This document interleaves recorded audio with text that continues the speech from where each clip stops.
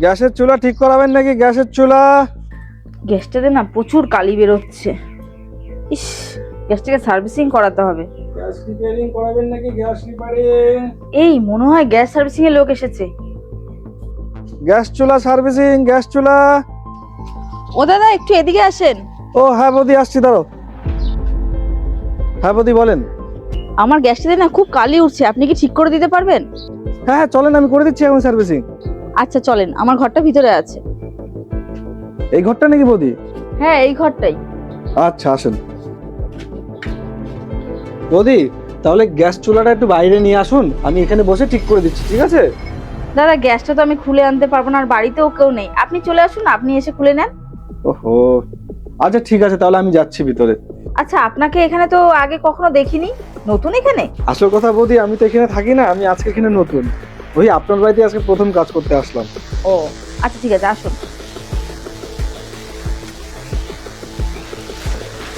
বৌদি একটু সার্ফ নিয়ে এসে দেবেন আমাকে, একটু সার্ফ। ও সার্ফ লাগবে? ঠিক আছে, আমি এখনই এনে দিচ্ছি। আচ্ছা ঠিক আছে, নিয়ে আসুন।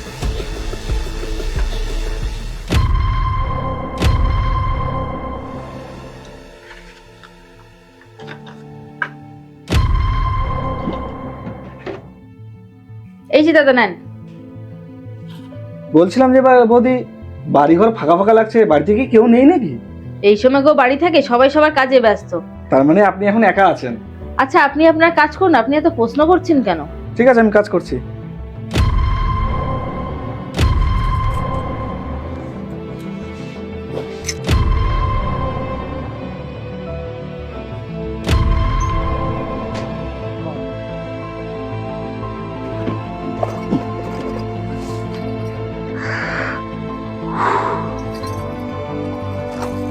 উহ, সত্যি জীবন সার্থক হয়ে গেল। বৌদি, গ্যাস সার্ভিসিং করাবেন নাকি? গ্যাস।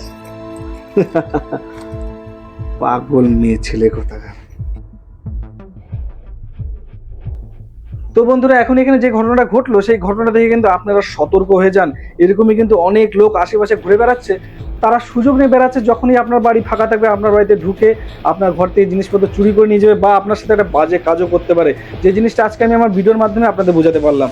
আপনাদের বাড়িতে যদি কোনো রকম সমস্যা হয়ে থাকে তাহলে অবশ্যই চেষ্টা করবেন সার্ভিস সেন্টারে গিয়ে জিনিসটা ঠিক করাতে।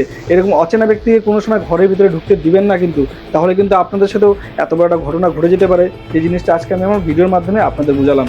আশা করি বন্ধুরা ভিডিওটা আপনাদের ভালো লেগেছে। ভিডিওটা ভালো লাগলে অবশ্যই একটা লাইক করবেন, আর ভিডিওটা শেয়ার করতে একদিন ভুলবেন না আপনার প্রিয় মানুষটাকে, এবং তাকেও সতর্ক করে রাখবেন কিন্তু।